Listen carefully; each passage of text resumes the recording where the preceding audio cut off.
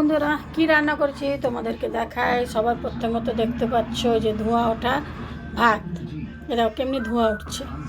তার কি রান্না করছি চলো তোমাদেরকে দেখাই এক এক করে।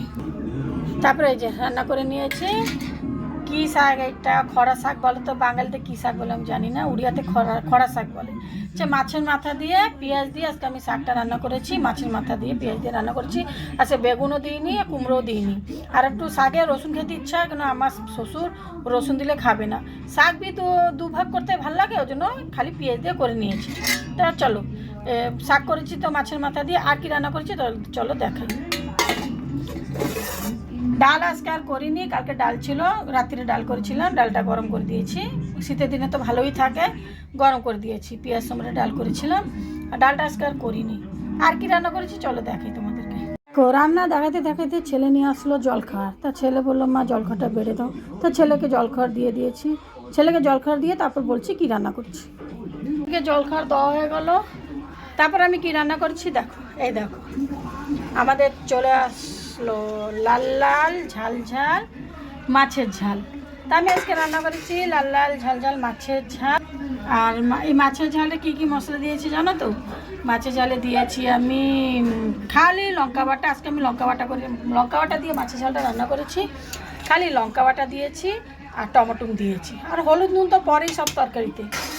আর এক একজন আছে অনেক পেঁয়াজ রসুন টমেটো মানে এক গাদা গাদা সব দিয়ে তরকারিটা রান্না করে, কিন্তু আমার এই সিম্পল রান্নাটাই ভাল লাগে। আর ধনেপাতা দিইনি, আর আমার সিম্পল রান্নাটাই ভাল লাগে। এক একজন আছে অনেক তেল মানে আদা রসুন পেঁয়াজ দিয়ে রান্না করে, ভাবে কি আমি অনেক ভালো রান্না করি। খালি আদা রসুন পেঁয়াজ দিলে তরকারি ভালো হয় না। সিম্পলের রান্না খালি লঙ্কার গুঁড়ো দিয়ে কি লঙ্কা বাটা দিয়ে রান্নাটা ভালো হলো, ওটাই বলে রান্না। তা দেখো আমাদের এরকম আদা রসুন পেঁয়াজ কেউ সেরকমটা খায় না। কোন সময় কেরকম ইচ্ছা হলে আমরা খাই, কিন্তু সবসময় আমরা পেঁয়াজ দিয়ে তরকারি করি না, ভালো লাগে না। তা আমরা সিম্পল রান্না মাছের ঝালটা সিম্পলই রান্না করি, লঙ্কা বাটা দিয়ে। যদি লঙ্কা বাটা না হচ্ছে লঙ্কা গুঁড়ো দিয়ে। তা মাছের ঝালের রঙটা কীরকম হয়েছে বন্ধুরা দেখো, কীরকম কালারটা হয়েছে। তা চলো আর কি রান্না করেছি চলো তোমাদেরকে দেখাই। এই দেখো পুঁই শাক রান্না করেছি, বসিয়েছি। আজকে আমার পুঁই শাক একটু জল বেশি পড়ে গেছে। আমার হাতে না বন্ধুরা জলটা একটু বেশি পড়ে, কেন আমি নিজে ভাবতে পারি না। যত ভাবি কি জলটা একটু কম দেবো, জলটা বেশি পড়ে। তা আজকে পুঁই শাক রান্না করেছি, মাছের মাথা দিয়ে পুঁই শাক রান্না করেছি। তো এখানে পড়েছে আলু বেগুন কুমড়ো। আর আলু বেগুন কুমড়ো হলুদ নুন তো পড়বেই। আর সোমবার দিয়েছি তেজপাতা আর 5 ফুটন। আর শুকনো লঙ্কা দিইনি, আর কাঁচা লঙ্কা দিয়েছি। তা আজকে আমার এই যে এতটুকু রান্না বাড়া। তা রান্নাটা কেমনি হয়েছে নিশ্চয় কমেন্টে জানাবে। ততক্ষণে আমি যাব চান করতে। চলো রাঁধতে আমি মাথায় কি লাগাতে ভুলে গেছি, চলো তোমাদেরকে দেখাই কি লাগাবো। আজকে মাথায় লাগিয়ে চান করবো, চলো তোমাদেরকে দেখাই।